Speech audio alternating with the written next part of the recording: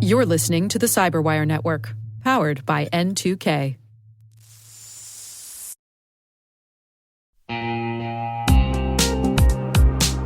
When cyber threats strike, minutes matter.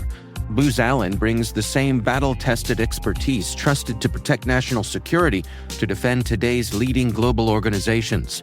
They safeguard their data, strengthen enterprise resilience, and mobilize in minutes across energy, healthcare, financial services, and manufacturing. Their teams don't just respond, they anticipate, outthink, and stay ahead of evolving threats. This is powerful protection for commercial leaders, only from Booz Allen. See how your organization can prepare today at boozallen.com/commercial.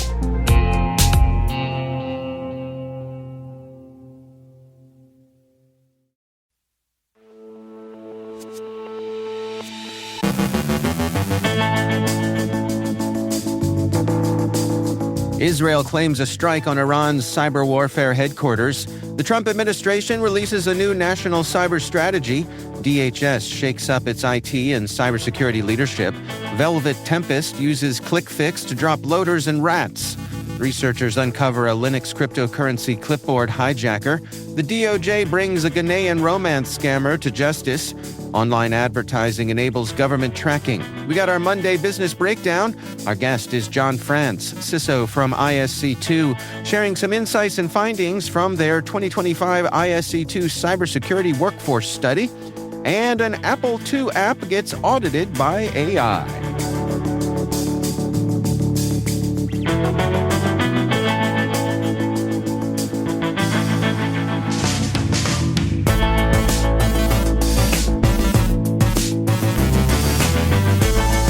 It's Monday, March 9th, 2026.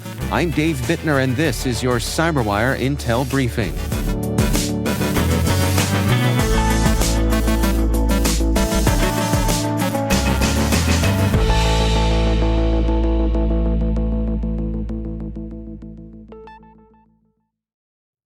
Thanks for joining us here today. It's great as always to have you with us. Happy Monday. Israel says it struck a Tehran compound that allegedly housed Iran's cyber warfare headquarters, the intelligence directorate, and other key military units, including elements of the Islamic Revolutionary Guard Corps. The Israel Defense Forces announced the operation but provided few operational details beyond a digital illustration of the site. While the strike targeted facilities linked to Iran's cyber operations, its actual impact on Tehran's cyber capabilities remain unclear. Threat intelligence monitoring suggests cyber activity tied to Iran has continued despite the attack. Analysts note that cyber operations often rely on distributed infrastructure and remote operators, meaning physical facilities are not always critical to ongoing campaigns. Additionally, a nationwide internet blackout in Iran following February 28th U.S.-Israeli strikes appears to have disrupted connectivity more than the destruction of the compound itself. Security researchers warn that Iranian state-sponsored groups have already established access within regional networks before hostilities escalated. These pre-positioned capabilities, along with externally operated infrastructure, could allow operations to continue even while domestic connectivity is degraded. The Trump administration released a new national cyber strategy Friday that emphasizes stronger offensive cyber operations, protection of federal networks and critical infrastructure, streamlined regulations, and expanded use of emerging technologies like AI and post-quantum cryptography. The document outlines 6 pillars, including shaping adversary behavior through both government and private sector cyber capabilities, modernizing federal systems with zero trust and advanced encryption, securing infrastructure and supply chains, and building a stronger cybersecurity workforce. The strategy also promotes reducing regulatory burdens while encouraging coordination between government and industry. Separately, President Trump signed an executive order directing agencies to prioritize prosecution of cybercrime and fraud, including efforts against foreign-backed criminal networks. Industry groups broadly welcome the strategy's focus on deterrence, innovation, and regulatory reform, though some lawmakers criticized it as vague and lacking a detailed implementation plan. The White House said more detailed guidance will follow in future policy documents. The Department of Homeland Security is undergoing a shakeup in its IT and cybersecurity leadership, with multiple senior officials departing amid a broader reorganization.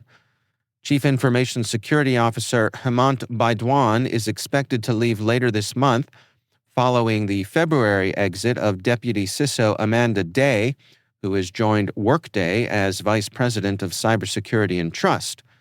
Sources say the changes are part of a wider realignment led by DHS Chief Information Officer Antoine McCord, aimed at consolidating IT leadership across the department's component agencies under the central DHS CIO office. The effort reportedly includes placing headquarters personnel into key technology roles across agencies such as FEMA and CISA. The leadership churn coincides with other high-level changes, including the departure of Homeland Security Secretary Kristi Noem. Some officials warn the upheaval could risk a brain drain at DHS during a period of heightened geopolitical tensions and cyber threats.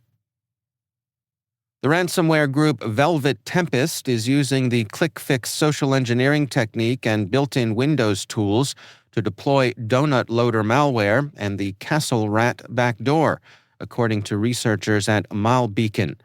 The activity was observed over 12 days in an emulated U.S. nonprofit network with more than 3,000 endpoints. Attackers gained access through a malvertising campaign that presented a fake CAPTCHA and instructed victims to paste an obfuscated command into the Windows Run dialog. The command launched nested command line processes that downloaded malware loaders, followed by PowerShell scripts used for reconnaissance, credential harvesting from Chrome, and staging additional payloads. The intrusion ultimately deployed Donut Loader and retrieved Castle Rat, enabling persistent remote access. Although Velvet Tempest is known for deploying major ransomware strains such as Ryuk, REvil, Conti, and Lockbit, researchers did not observe ransomware being executed in this case. Researchers at Cybel Research and Intelligence Labs identified a new Linux malware strain called ClipX Daemon, an autonomous cryptocurrency clipboard hijacker targeting X11-based environments.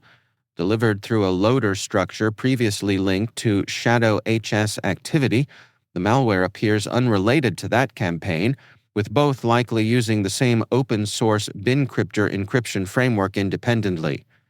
ClipX Daemon operates without command and control infrastructure or external communication. Instead, it monetizes victims by monitoring the system clipboard and replacing copied cryptocurrency wallet addresses with attacker-controlled ones. The malware targets multiple currencies, including Bitcoin and Ethereum. The attack chain uses a three-stage process: an encrypted loader, a memory-resident dropper, and a persistent on-disk ELF payload. It employs stealth techniques such as process masquerading, daemonization, and avoidance of Wayland sessions, operating only in X11 environments. Researchers say the campaign reflects a shift toward autonomous, user-focused financial malware on Linux systems. A Ghanaian national, Derek Vanyebo, pleaded guilty to participating in a global fraud scheme involving romance scams and business email compromise, according to the U.S. Justice Department. The Ghana-based operation caused more than $100 million in losses, with about $10 million attributed to Van Yebal.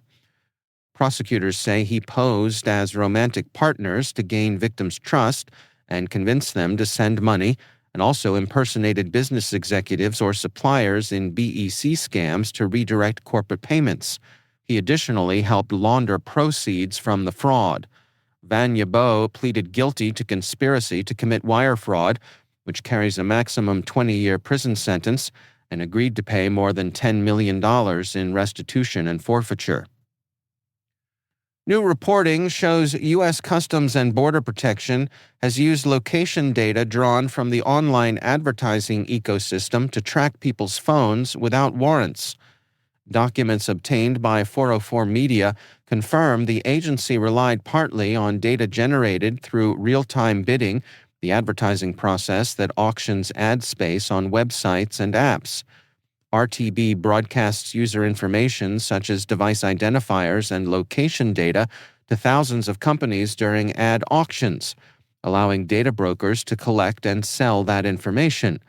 Law enforcement agencies have purchased this data to track individuals' movements, often bypassing traditional warrant requirements. Privacy advocates warn the practice exposes how surveillance-based advertising systems can enable government monitoring. Experts urge stronger privacy laws, limits on precise location data in ad systems, and restrictions on the sale of sensitive data to authorities. Individuals can reduce exposure by disabling advertising IDs and limiting apps' location permissions.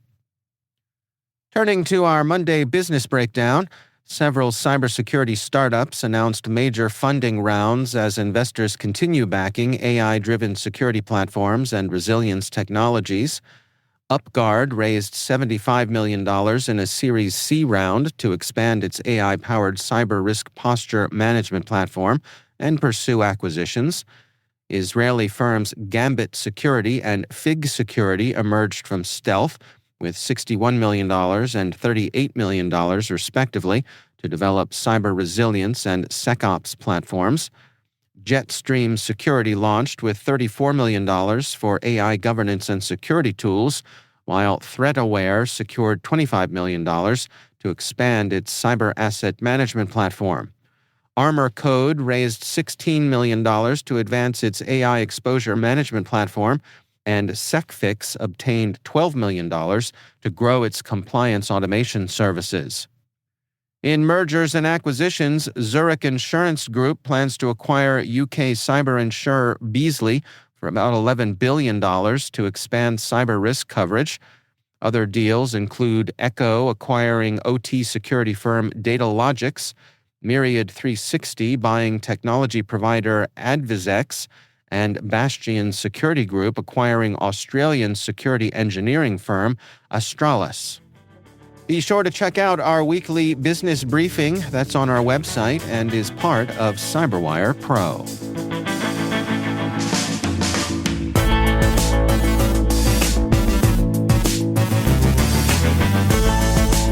Coming up after the break, my conversation with Jon France from ISC2 with some of the insights and findings from their cybersecurity workforce study. And an Apple II app gets audited by AI. Stick around.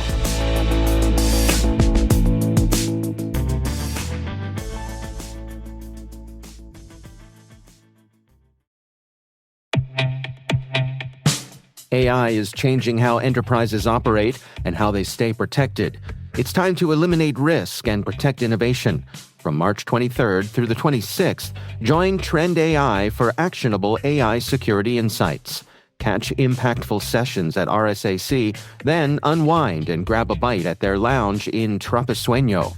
Experience industry-leading AI security in person, engage with the experts, and get your chance to win $500,000. San Francisco, let's AI fearlessly. Learn more at trendmicro.com/RSA.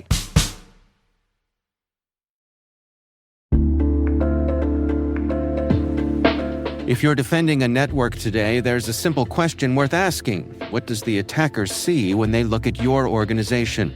Nordstellar helps answer that. Nordstellar is a threat exposure management platform that gives security teams visibility into external risks, including leaked credentials, active session tokens, impersonation attempts, and exposed assets across the surface web and the dark web. It's built to help organizations detect the consequences of breaches early, before attackers turn access into action. From monitoring for InfoStealer malware logs to identifying cybersquatting and brand abuse, Nordstellar helps teams focus on the threats that actually matter. Executives get clear, actionable insights tied to business risk. Security teams get real-time alerts and one of the largest deep and dark web intelligence pools in the industry. Cybercriminals may already be looking for your weak spots. Don't make it easy for them. Be the one that's prepared. Defend your business with Nordstellar. Use the code CyberWire10 to unlock your exclusive discount. Go to nordstellar.com/CyberWireDaily and learn more.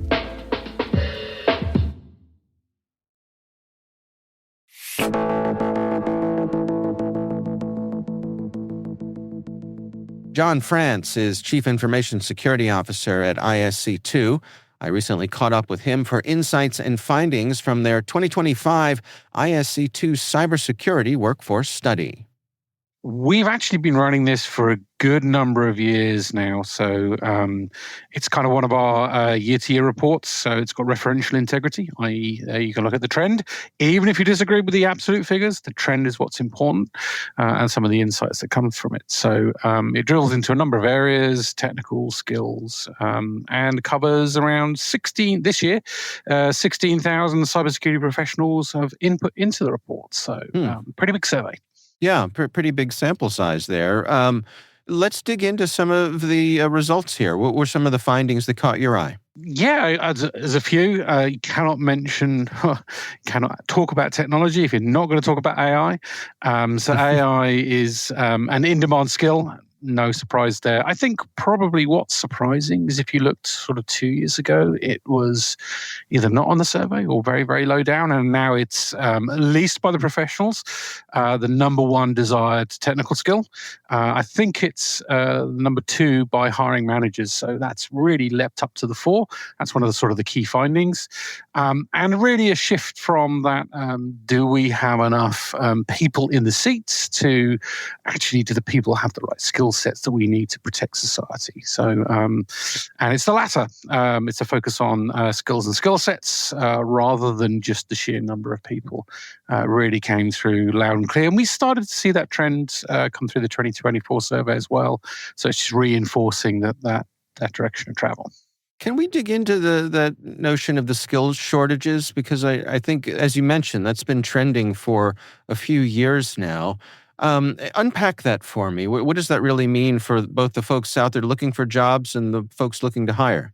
So I think there's sort of two components to it. One is the cybersecurity profession requires and desires, not just requires, skilled professionals within it that are market current. I think that's what's really come to the fore. Again, that leapfrog of AI shows that an in-demand skill set or an in-demand technology in the business sense translates to an in-demand skill set in the cybersecurity sense. Not only using AI for good security outcomes, but obviously securing AI as well, so the business can go and execute on that opportunity in a risk-managed way. So and some of those skills are fast moving, AI being one of them. And we've actually seen really some of the, we're going to call them non-technical skills. So things like strong problem solving, teamwork and collaboration skills come to the fore. Strong communication skills is now one of the most expressed desired non-technical skills. And I think that shows an adaptability of what a cyber pro needs to be. So technically proficient, absolutely, in the relevant technologies and the relevant security stuff, but also now a true member of business, able to communicate, logically think, and problem solve. I hear so many people out there saying that they're finding frustration when they're out there looking for these jobs. And yet on the other side, you'll hear hiring people who, I guess the old chestnut has been that they're looking for unicorns. And so it's hard for the people who are just starting out to find their place. Is that reflected in the survey at all? Well, we didn't look at sort of at the absolute numbers game, but I think there is a little bit of difference between what hiring managers are looking for and what. The number one non-technical skill demanded there was problem solving, 29%, versus the professional view, which is problem solving was 55%, but actually top there was the communication skill. So yeah, there's a little difference between the desire line and actuality. But I think if you sort of really unpack it, we've got some interesting macroeconomic conditions. So there's continuing pressure on resources and budgets. And therefore, that means if you have a limited hiring opportunities, you're going to want to hire the people that are most compatible with what you're looking for. So I think that piece of rarity comes through, and that's maybe what's stressing the market a little bit. and if we concentrate on the non-technical skills, those are things you can use to differentiate. Hard technical skills are learnable and teachable and trainable.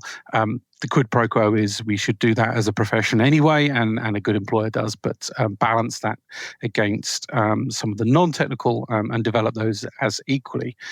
So there are jobs out there. But they may be looking for something slightly different. And you mentioned entry level. I think what we've seen in this year's survey and in previous is really a focus on some of the experiences that you bring, not just the qualifications that you bring. And there's a number of good ways of going to get them. So we're not precluding entry level at all. In fact, I know personally in my team, we've got to build the next generation.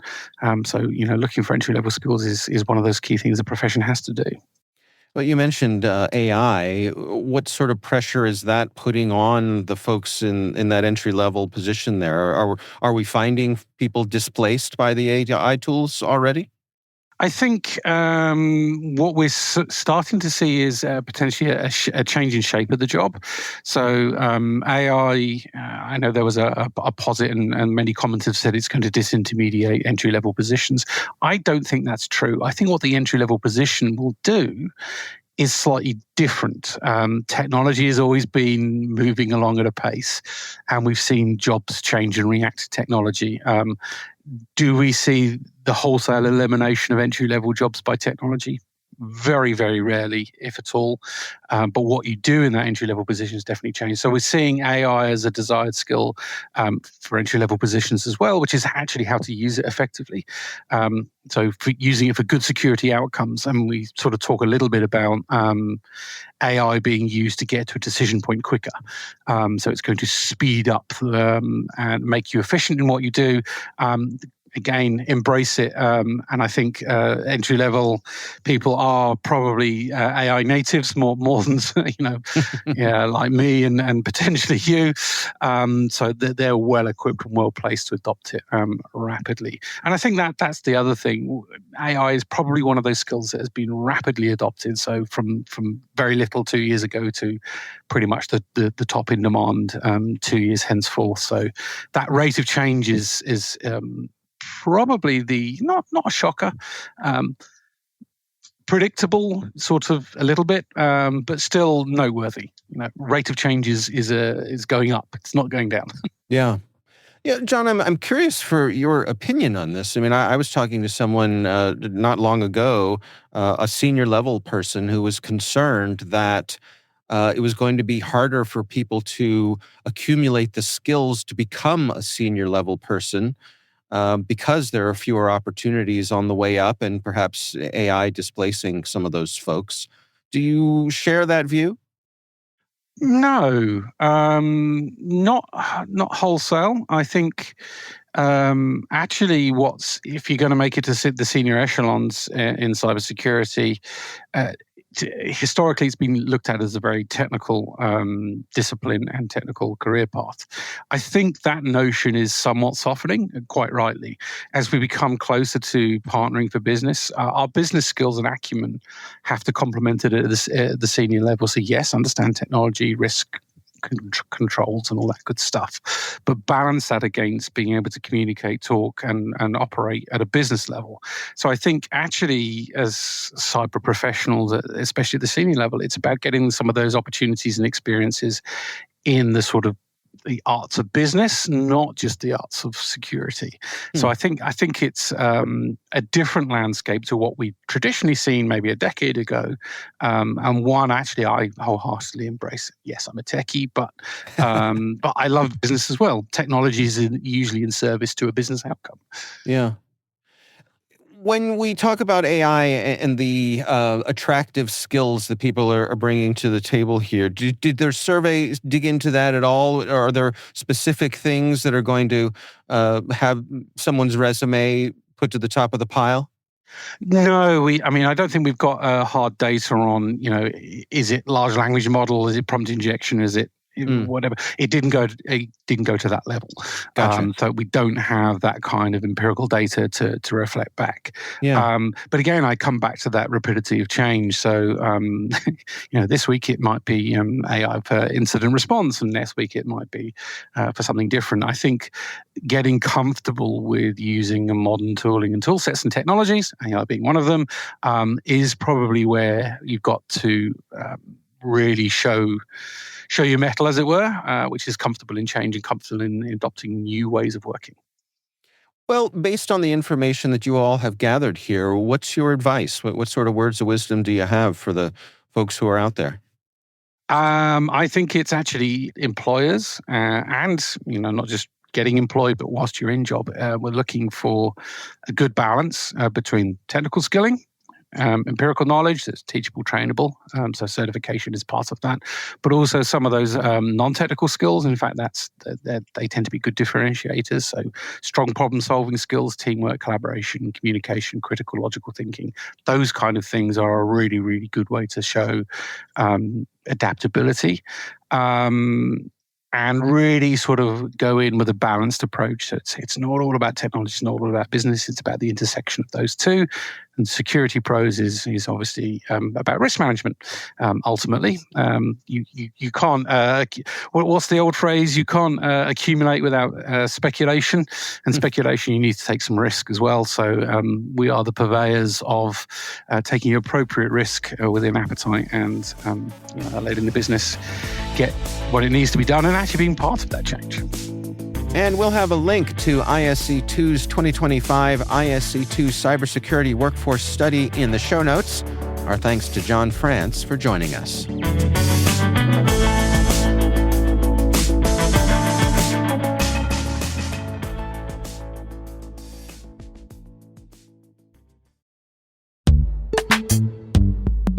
No, it's not your imagination. Risk and regulation really are ramping up, and customers expect proof of security before they'll sign that deal.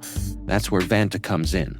Vanta automates your compliance process and brings compliance, risk, and customer trust together on one AI-powered platform. Whether you're preparing for SOC 2 or managing an enterprise governance, risk, and compliance program, Vanta helps keep you secure and keeps your deals moving.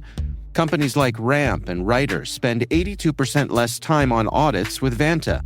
That's not just faster compliance, that's more time for growth. Take it from me, if you're thinking about compliance, take the time to check out Vanta. Get started at vanta.com/cyber.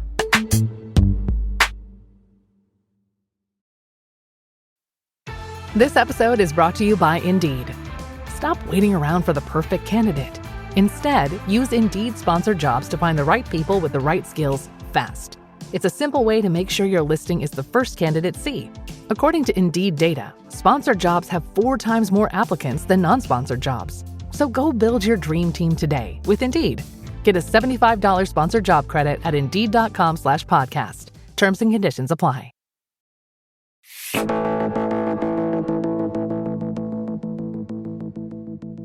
And finally, Microsoft Azure CTO Mark Russinovich recently decided to revisit a piece of his own programming history, a small Apple II utility he wrote in 1986. He gave it a modern audit courtesy of AI. The program, called Enhancer, was written in 6502 machine code to extend AppleSoft Basic with more flexible goto and gosub commands. Russinovich fired up Claude Opus 4.6, which promptly decompiled the 4-decade-old code and spotted several flaws, including a subtle bug where the program quietly misbehaved instead of throwing an error when a destination line wasn't found. The fix, in hindsight, was simple: check the carry flag. The discovery is mostly nostalgic trivia for Apple II enthusiasts, but it highlights a broader shift. Modern AI systems can now analyze low-level code and uncover vulnerabilities in software that humans may not have examined for decades. That capability could help defenders patch old systems, though it also gives attackers a powerful new way to hunt for bugs lurking in the world's vast supply of aging firmware and legacy code.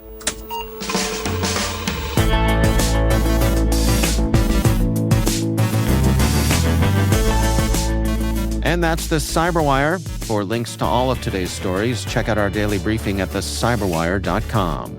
Don't forget to check out the Grumpy Old Geeks podcast, where I contribute to a regular segment on Jason and Brian's show every week. You can find Grumpy Old Geeks where all the fine podcasts are listed. We'd love to know what you think of this podcast. Your feedback ensures we deliver the insights that keep you a step ahead in the rapidly changing world of cybersecurity. If you like our show, please share a rating and review in your favorite podcast app. Please also fill out the survey in the show notes or send an email to cyberwire@n2k.com. N2K's lead producer is Liz Stokes. We're mixed by Trey Hester, with original music and sound design by Elliot Peltzman. Our contributing host is Maria Vermazis. Our executive producer is Jennifer Iben. Peter Kilpie is our publisher, and I'm Dave Bittner. Thanks for listening. We'll see you back here tomorrow.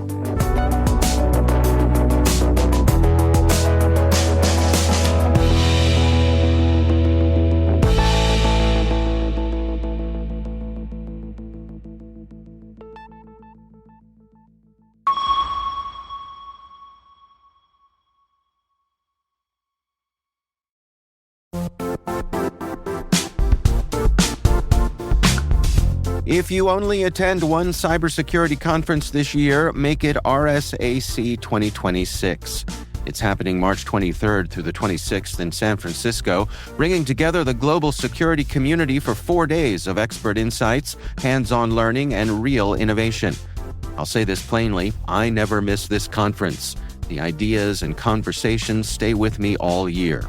Join thousands of practitioners and leaders tackling today's toughest challenges and shaping what comes next. Register today at rsaconference.com/cyberwire26. I'll see you in San Francisco.